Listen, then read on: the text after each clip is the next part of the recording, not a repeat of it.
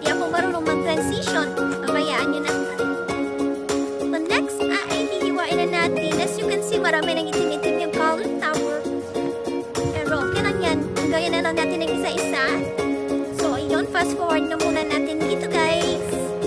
Pasensya na sa ating haggard face. No makeup, no lipstick, no polvo, no foundation. Wala di. Wala lahat. So yun lang. Don't judge. Charis.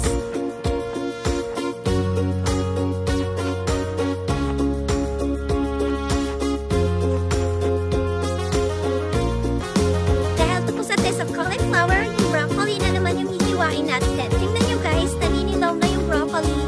Kasi nga, siguro mga 1 week na itong di na papansin namin at nakalimutan nga at dahil nga fiesta.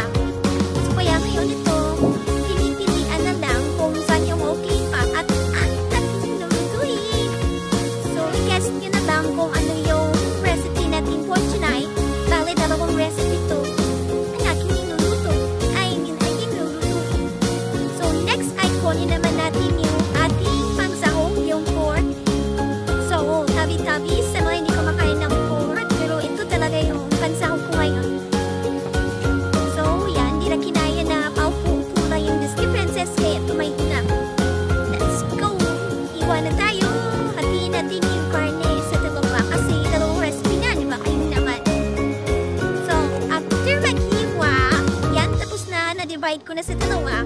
Next is, magtitimla tayo nito ating para sa guess nyo, sweet and sour pork with cauliflower. Ito yung una, kaya prepituhin muna natin ito ating kalahating karne. So yan, maykus-maykus muna. After nyan ay isasarap na natin yan. So, tingnan nyo na na kung ano yung mga nilagay ko guys.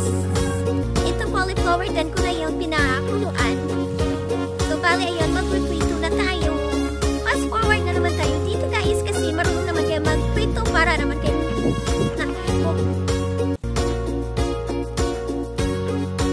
next is magigisa na tayo. Alam naman, diba? At kayo na rin yung bahala maglagay ng mga seasoning at mag-adjust. Tsaka ito yung way ng pagluluto ko kaya huwag kayong makialam. Nakikinood lang kayo, Char.